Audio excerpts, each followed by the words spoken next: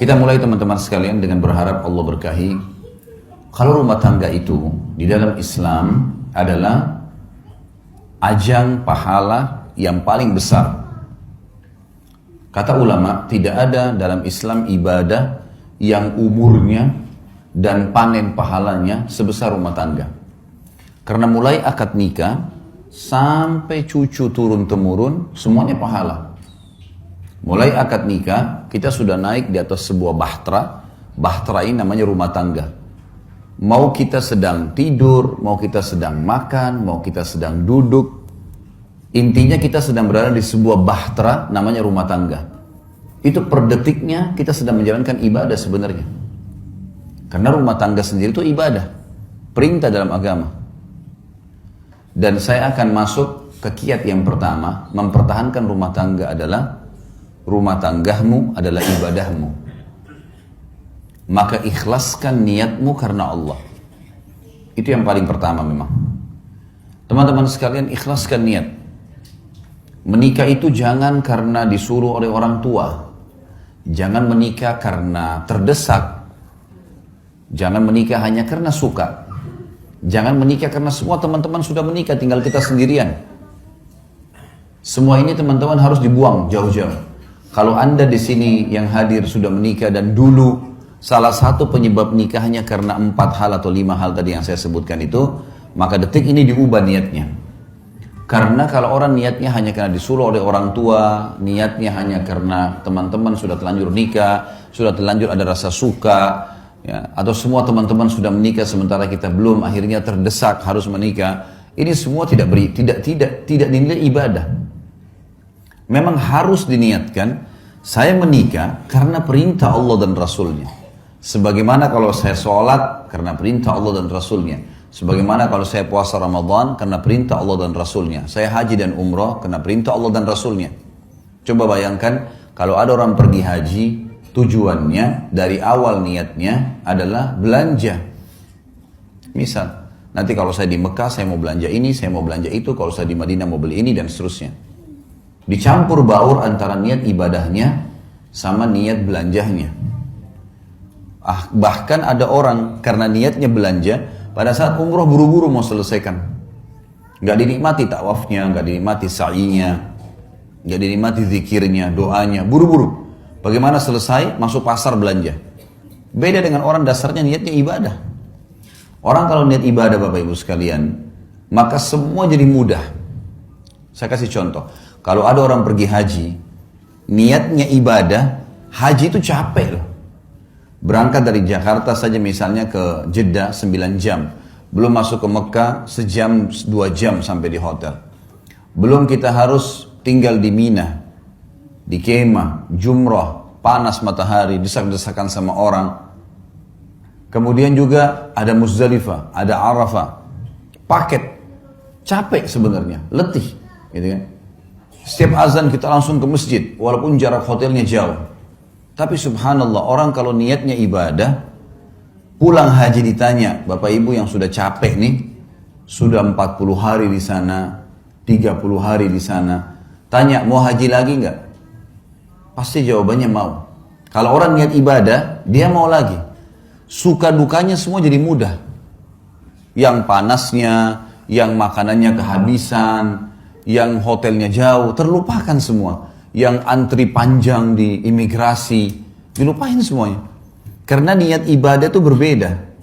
Orang kalau bangun sholat malam, dia niat memang ibadah karena mau berkomunikasi dengan Allah, mau beribadah kepada Allah, lain.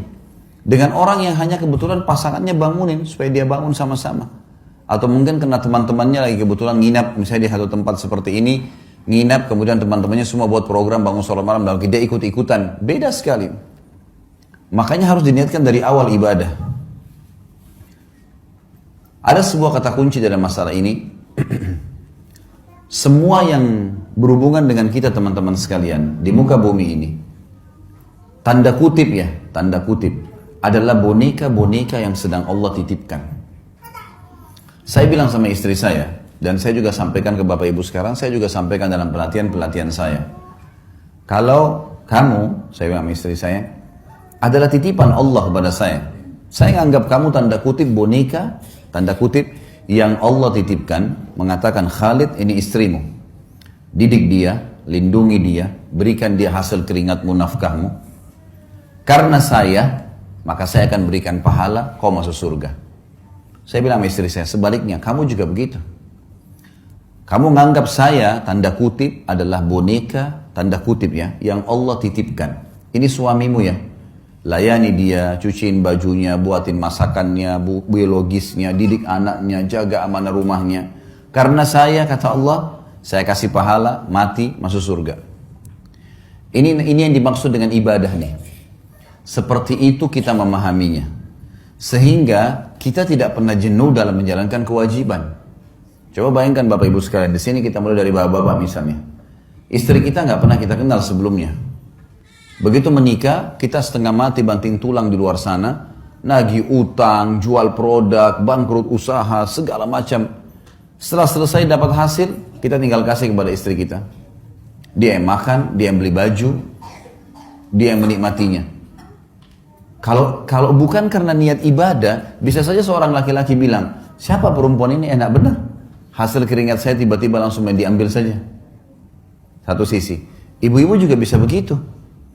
Begitu akad nikah, mungkin di rumah ayahnya tidak pernah bekerja. Tiba-tiba menikah, laki-laki yang tidak dikenal, cuciin bajunya, siapin sarapannya, layani biologisnya, segala macam. Hamil anaknya dia, spermanya dia. Kalau bukan karena ibadah, orang akan berpikir, siapa laki-laki ini? Gitu.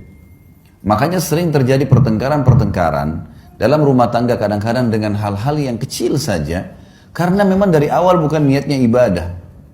Kalau ibadah pasti akan berbeda. Karena kita tahu suka dukanya akan ada, makin berat sesuatu yang kita jalankan, maka kembali kepada hadis Nabi SAW. Nabi bersabda dalam hadis Bukhari Muslim, Inna idhamal ajri ma'idhamal bala. Allah akan memberikan balasan yang besar sesuai dengan kadar beban yang sedang diberikan. Emang begitu? Beda pahalanya orang pergi sholat musim dingin, susah sekali kalau mungkin di negara Eropa yang lagi musim salju dingin, dengan orang yang pergi sholat cuaca lagi enak. Ada cobaannya, lebih besar pahalanya. Beda semuanya, Allah menilai sesuai dengan kadarnya. Kita menikah, ada cobaan, ada ipar, ada tetangga, ada mertua. Mungkin ada cobaan-cobaan dari mereka. Tapi kalau niat ibadah, kita akan laluin. Karena ini semua ibadah. Saya tidak mungkin menikah dengan suami saya atau istri saya saja. Tapi saya juga tanda kutip menikah dengan keluarga mereka nih. Tidak mungkin dihapus status orang tuanya. Makanya banyak orang kalau tidak niat ibadah, mertuanya kalau datang, mungkin karena mertuanya cerewet misalnya. Maka dia menganggap, tidak usah datang deh. Bahkan tidak mau ikut sama suaminya atau sama istrinya, kalau mengunjungin mertua. Bagaimana caranya kita hapus status mertua itu? Status orang tua dari pasangan kita? Nggak mungkin. Bagaimana caranya kita hapus status saudaranya yang merupakan ipar kita? Selamanya itu status, nggak bisa dihapus. Tidak ada mantan orang tua, tidak ada mantan saudara, gitu kan. Maka ada orang yang tidak bisa menerima ini, hanya karena cobaan-cobaan yang ringan. Permasalahannya karena dia tidak jadikan ibadah. Mertua cerewet, ya sudah, konsekuensinya. Cobaan sedang ada, sederhana dalam Islam. Sabar, terima sabar. Layani apa yang kita mampu, niatkan ibadah. Jadi mudah semua kalau ibadah itu. Ini kita dicerewetin segala, ya sudah, kita tenang aja. Ada yang kita perlu jawab, kalau enggak usah. Sabar itu adalah menerima takdir Allah. Kita bangun pagi, flu. Sabar, gimana caranya? Terima dulu flu itu sebagai takdir Allah, lalu kemudian ikhtiar, cari jalan keluar. Nah itu sabar. Berarti kita bukan berarti tidak sabar kalau kita malah ikhtiar. Kita menerima keadaan, kita nasihatin, coba kita layanin, bersabar. Allah maha melihat kok. Niatin ibadah ini penting sekali. Kalau sudah diniatin ibadah, semua akan mudah kita laluin. Semua akan mudah kita jalani. Kalau namanya ibadah, Bapak Ibu sekalian, pasti akan ada gangguan-gangguan. Karena syaitan musuh kita tidak mau ibadah itu berjalan. Pasti akan digoda. Ingat sabda Nabi SAW dalam hadis sahih, iblis, pemimpin syaitan, memiliki singgasana di lautan. Memiliki singgasana di lautan. Setiap hari anak cucunya melapor. Saya baru membuat orang bertengkar, saya baru membuat orang berzina, saya baru membuat orang minum khamr dan seterusnya. Kan?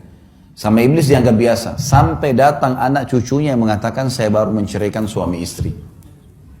Kalimat ini membuat apa? Iblis mengambil cucunya tadi yang melapor menceraikan suami istri, didudukkan di sebelah singgasananya, diberhentiin tugas. Artinya ini prestasi tertinggi. Sampai ulama mengatakan, kalau di luar rumah kita digoda dengan 10 syaitan, maka dalam rumah bisa 1000 syaitan.